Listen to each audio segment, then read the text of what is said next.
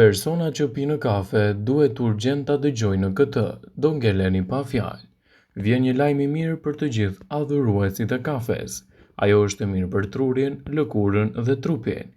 Këto janë arsyet kryesore më të shëndetshme përse pirja e kafes në disa raste mund të ndikojë pozitivisht në shëndetin tuaj dhe të lehtësojë gjithashtu komplikacionet e tij. Ajo është e pasur me element të mirë të antioksidantëve. Para se të fillojmë, bëni një like videos dhe ju lutem klikoni subscribe, do të na ndihmonit shumë. Sipas një studimi të kryer në vitin 2005 nga Universiteti Scranton në SBA, kafeja lufton plaken dhe është një përfitim shumë i mirë në dobi të organizmit dhe lehtësimin e komplikacioneve të tij.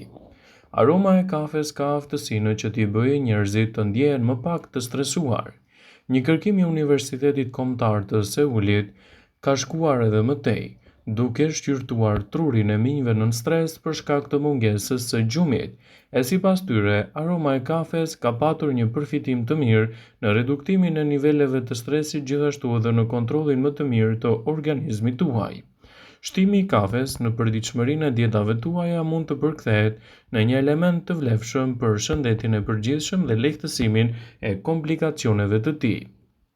Kafeja është një nga pijet më të mira që mund të zvogëlojë rrezikun e simptomave të Parkinsonit. Për të mbështetur këtë, ekziston një studim i Dr. Ronald Postuma, i cili në vitin 2012 tregoi se pija ndihmon për të kontrolluar lëvizjet e atyre që vuajnë nga kjo sëmundje. Kështu, kafeja është e mirë për shëndetin e mëlçisë, gjithashtu edhe lehtësimin e komplikacioneve të saj. Shtimi i kafes në menun tuaj ditore do të përkthehet në një element të mirë për mbrojtjen e organizmit, gjithashtu edhe lehtësimin e komplikacioneve të tij. Por sa kafe është mirë të konsumoni dhe cila është pija më e mirë që mund të përfitoni? Kafeja është e mirë për mëlçinë, veçanërisht për ata persona të cilët kanë gjithashtu edhe një mëlçi alkolike. Gjithashtu, ato mund të ofrojnë një mbrojtje më të mirë të organizmit. Për këtë rast, provimi vjen nga një studim që ka ekzaminuar 125.000 persona, duke ardhur në përfundimin se ata që pinë të paktën një filxhan kafe në ditë kanë gjithashtu më shumë përfitime, rreth 20% mundësi më pak prekje nga ciroza e mëlçisë, gjithashtu edhe komplikacionet e saj. Kafeja është e mirë gjithashtu kundër mëlçisë, e cila mund të krijojë shqetësime nga problemet e alkoolit. Gjithashtu ajo është një përzgjedhje shumë e mirë ushqyese në dobi të organizmit edhe në lehtësimin e komplikacioneve. Pirja e kafes do të zvogëlojë gjithashtu rrezikun e humbjes së jetës nga problemet e shëndetit. Këtë herë Shkolla e Shëndetit Publik të Harvardit, sipas të cilit tregoi se pirja e 1 deri në 3 kafe në ditë të paëmbëlsuara mund të sjellë gjithashtu përfitime më të mira në rritjen e imunitetit dhe lehtësimin e komplikacioneve dhe gjithashtu mundësinë e humbjes së jetës në mënyrë të parakohshme. Por kjo nuk do të thotë se ju duhet ta teproni me konsumin e kafes. Pirja e kafes brenda normave të rekomanduara ditore mund të përkthehet gjithashtu një mbrojtje më e mirë e shëndetit dhe e mëlçisë suaj në tërësi. Kafeja është një nga pijet më të njohura në të gjithë globin, për një numër të lartë të përfitimeve shëndetësore. Fal niveleve të larta të antioksidantëve dhe lëndëve ushqyese të dobishme, gjithashtu duket se është mjaft e shëndetshme. Studimet tregojnë se personat që konsumojnë kafe rrezikojnë më shumë gjithashtu edhe nga shqetësimet e organizmit kur e teprojnë, por pirja e kafes brenda normës së lejuar, 1 deri në 3 kafe në varësi të llojit të shëndetit tuaj, mund të keni shumë përfitime, citoi Healthline. Ajo mund të përmirësojë ndjeshëm nivelin e energjisë dhe t'ju bëjë më të zgjuar. Kafeina bllokon një neurotransmetues frenues në trurin tuaj që ka shkakton një efekt të mirë stimulues. Kjo përmirëson nivelin e energjisë, gjendje shpirtërore dhe aspekte të ndryshme të funksioneve tuaja të trurit, e përkthyer atë në një funksion më të mirë me efekte stimuluese.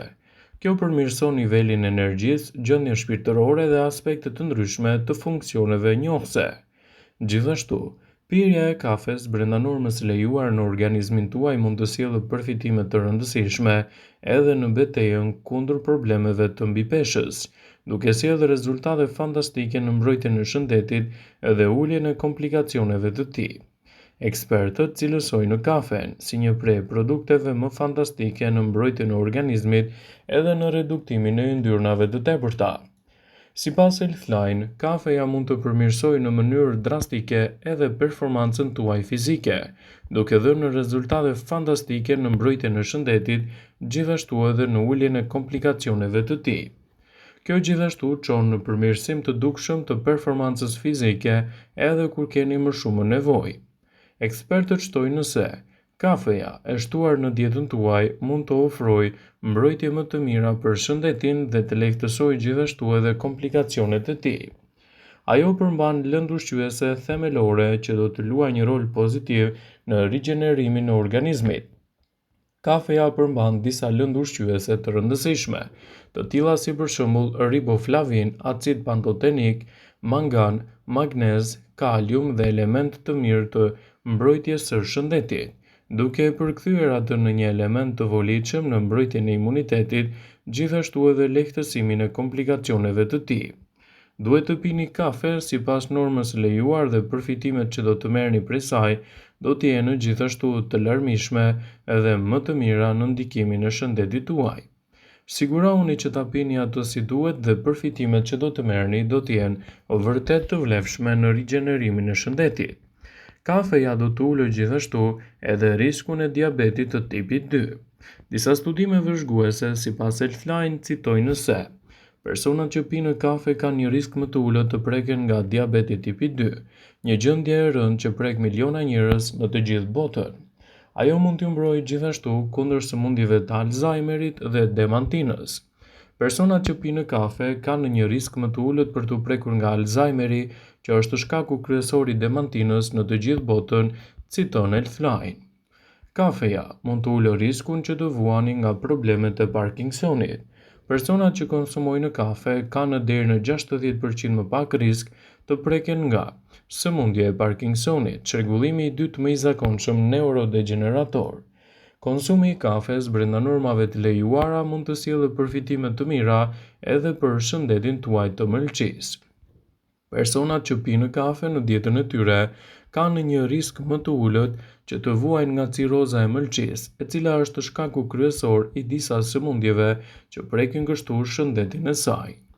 Kafeja mund të ulë edhe riskun që ju mund të prekeni gjithashtu edhe nga komplikacionet e depresionit dhe rëndesa e gjendjes tuaj emocionale. Kafeja duket se ul riskun e shfaqjes së depresionit dhe mund të zvogëlojë në mënyrë të mirë edhe problemet që ai shkakton në organizmin tuaj. Për sa kohë kafeja konsumohet në sasinë e rekomanduar dhe pa e tepruar, përgatituni të merrni të mirat e saj dhe të evitoni gjithashtu komplikacione në shëndetin tuaj. Kafeja është një përzgjedhje shumë e mirë edhe për shëndetin e zemrës dhe uljen e riskut të goditjeve në tru. Kafeja mund të shkaktojë një rritje të butë të presionit të gjakut, e cila zakonisht zvogëlohet me kalimin e kohës. Pirësit e kafes nuk kanë një rrezik në rritje të sëmundjeve në zemër përsa kohë ajo konsumohet brenda normës së lejuar dhe asesi duke e tepruar në dietën tuaj. Kafeja mund t'ju ndihmojë të jetoni më gjatë. Disa studime tregojnë se pirësit e kafes jetojnë më gjatë dhe gjithashtu kanë një risk më të ulët të humbjes së jetës në mënyrë të parakohshme. Kjo përkthehet në një element të mirë ushqyes në mbrojtjen e shëndetit dhe lehtësimin e komplikacioneve. Për sa kohë konsumoni kafen brenda normës së rekomanduar ditore, përgatituni të merrni të mirat e saj dhe të parandaloni komplikacionet. Kafeja gjithashtu është një burim shumë i mirë i antioksidantëve në dietën perëndimore. Kafeja është e pasur me antioksidantë të rëndësishëm, të cilët mund të luajnë një rol të mirë në marrjen e elementëve ushqyes në mbrojtjen e shëndetit në dietën perëndimore, e cila është shumë e varfër në ushqyes. Kafeja dhe pirja e saj brenda rekomandimeve ditore në varësi të gjendjeve që ju keni në shëndet mund të jetë një përzgjedhje shumë e rekomanduar për mbrojtjen e organizmit dhe lehtësimin e komplikacioneve, citon Healthline. Vëmendje, ju bëjmë dije se informacionet në këtë video kanë për qëllim që të plotësojnë, të mos zëvendësojnë këshillat e mjekut tuaj ose ato të ofruesit të kujdesit tuaj shëndetësor. dhe nuk ka në përqëllim që të mbulojnë të gjitha përdorimet e mundshme, masat paraprake, ndërveprimet ose dhe efektet e tyre negative për shëndetin tuaj. Pasi ta dëgjonit këtë video, do ju ftoja t'i bënit like dhe ta shpërndanit atë në profilin tuaj në mënyrë që të informohen dhe miqtë e tu.